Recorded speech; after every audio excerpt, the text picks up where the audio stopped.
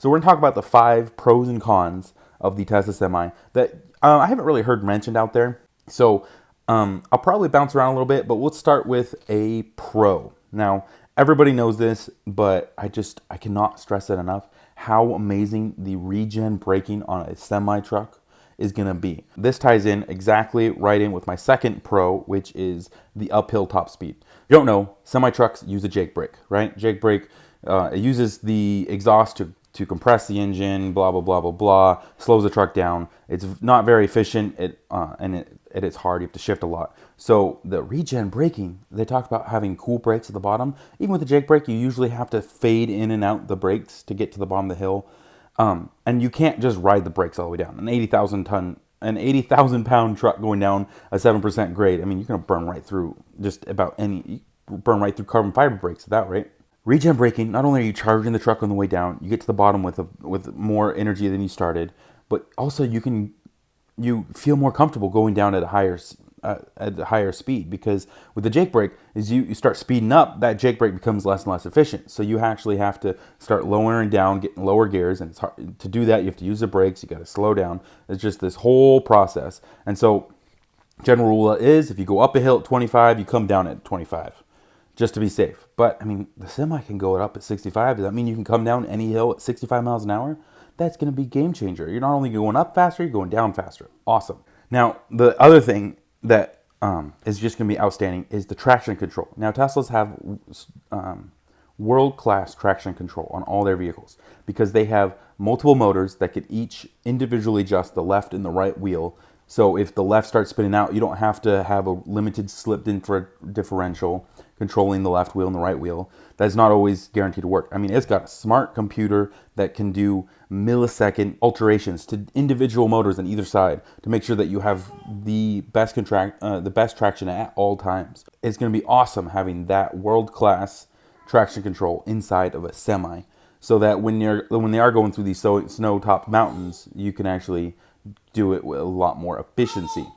Now, one of the cons I wanted to talk about, there's a very small window where this world-class traction control is actually going to be super helpful, because most of the times when you're going to need it, it's already chain required and it's not going to help you that much. And maybe it'll help more with the chains on. Who knows? So the next thing I want to talk about is the range. Now, everybody's like, oh, 500-mile range, but there's no chargers. Is that really going to be enough? They just drive the same thing over and over and over again to the same place. And it's like, one, that's super easy, because all these guys, they fill their truck up at the same exact spot. And it was like, when I was driving truck, it's like every Tuesday morning, I would stop at the same exact gas station just across the street from my work. I'd fill up, and that would get me till Thursday. Thursday, I'd fill up. Friday night, I'd fill up. And then again on Tuesday. And it's just like, there was a pretty set standard, and you just did the same drive over and over and over again. And so it's like, it's not going to be super hard to figure out, look, it's like a lot of these trucks, they're going to just be doing that same exact drive over and over and over again. So the range is going to be just fine. It's like, as long as it's within the range. And it's like, and then these trucks will just be going forever. And that's really where they're going to start these trucks, because it's a pre-planned route. You don't actually have to worry about your charge. You're never going to have range anxiety, because you did it yesterday. You did it twice today already. You're going to do it a third time. You already know how it's going to work. So the range is actually a pro on this. It's like 500 miles. You're going to be well within the range of any daily drive. Now, a con I want to talk about is the center driving. Tesla talks about how awesome it is, how cool it is sitting in the center of the truck. So when I was personally driving truck, I probably spent 10% of the time I drove the truck in reverse. So oftentimes you end up backing around a bunch of cars. You're backing around people walking. You're trying not to hit the eaves of the gas stations, because a lot of these things, like my truck was 13 feet tall. The eaves over the pump was 11 feet 12 inches or 11 feet 6 inches. So you can't see it because it's way up high. So it's like, it's very important to know exactly where your truck is while you're going forward and you're going back. When you sit in the center of the cab, you're relying on your mirrors, and your mirrors are the least accurate thing to rely on. You want to see it personally. So usually you're sticking your head out the window, and it's like, sit in the center of the cab. How are you going to stick your head out the window to see where you're going? Now, Tesla does have a bunch of cameras on the truck, and of course, when you put it in reverse, all those cameras are going to come up. Maybe that'll be a solid alternative to being able to just look down the side of your truck. You need to be down to precision within 2 inches. And I don't know how you're gonna do that from the center of the truck. You can't see the edges properly. You can't tell exactly where your truck is unless you're gonna be getting out of the seat and looking out the window. So I mean, that's a con for me and most truck drivers I've talked to. Is like, how are you gonna back up properly? I mean, you have to know that your truck is exactly 8 feet. You're backing into an 8.5 foot gap, and you can only see one side of the truck. So you're like, okay, well, it's an 8.5 foot gap. I have 2 inches on this side, so I should have 4 inches on the other side. And that's how you operate. There was one more pro I wanted to talk about before I get on to my last few cons. The pro is that the vehicle is always on. So it's like, I'm assuming it's having the same technology hooked up to an app that my Model Y has. And it's like, these trucks are sitting out in the hot sun. You don't get the option to park it in the shade. You don't, and all this stuff. And all these newer trucks here in California, they turn off after 5 minutes. You can't just leave the engine idling so you can keep the AC on. A lot of these guys, they park the truck, they're out of the cab for 30 minutes, right?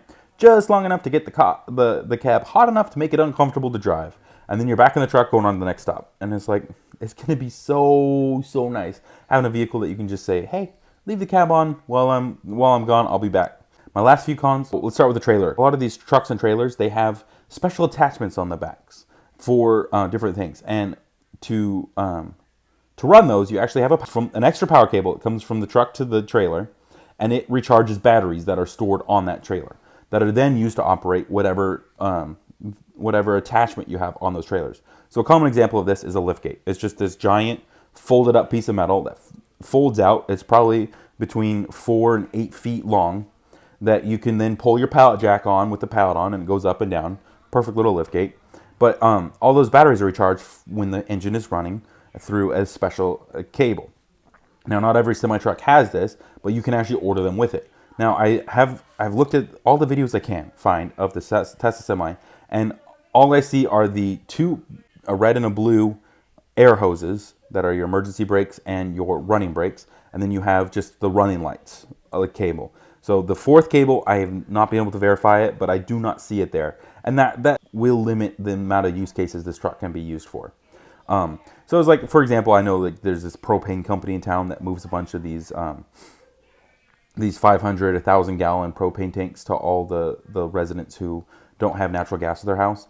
And these trucks, they have a crane on the back, and so that they can pick it up and move it. And that'll require that extra power cable.